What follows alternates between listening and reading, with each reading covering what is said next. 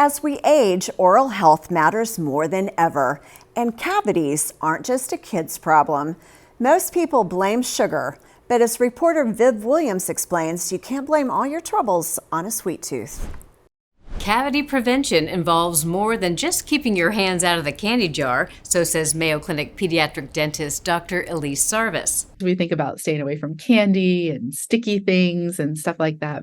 But really, I find a lot of families don't know that regular childhood snacks Can promote cavities too. How could a cracker be as bad for your dental health as a candy bar? Sarvis says it has to do with the type of carbohydrates called simple carbohydrates that are found in both of those foods.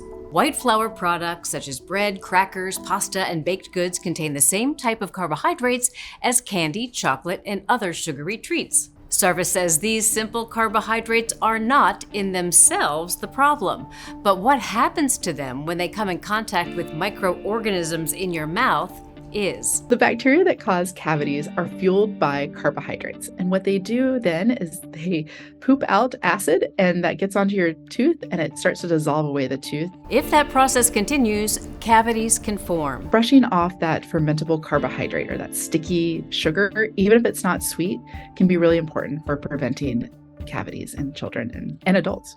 If you can't brush right after eating simple carb snacks, Sarvis says to rinse your mouth out with water. That will help remove any food that might be stuck on your teeth.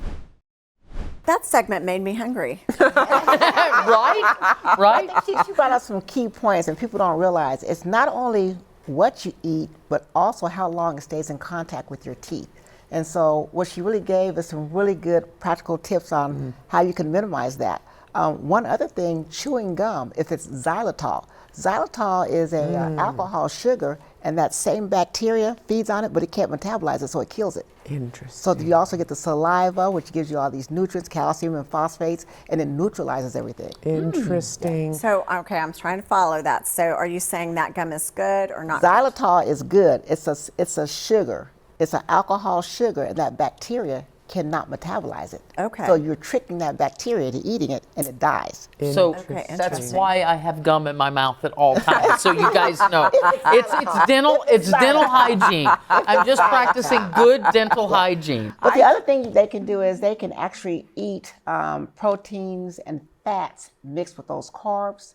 So that actually stops those sugar spikes in the gums. So you should have proteins and And fats, fats maybe mixed with your those carbs. Yeah. Right. Okay. My mother was obsessive about our teeth. There were 6 kids, and she was obsessed. And I'm so grateful for it now because I don't have a lot of cavities. I do think I have genetically, blessed teeth, but you really underestimate the causes, and if you don't take care of your teeth, we all see it when you get older, all the medical complications that come when you don't start this early on, like a lifestyle practice at a very young age. And unfortunately, as people age, they stop going to the dentist as often, and then we see a decline in nutrition and ability because of tooth pain and the infections, and there's a lot that goes on with that. There's a lot of bacteria in the mouth. Yeah, a lot. Well, we do tend to think about cavities for children, but it becomes even more important as we age because of dementia plaques that can be in your brain,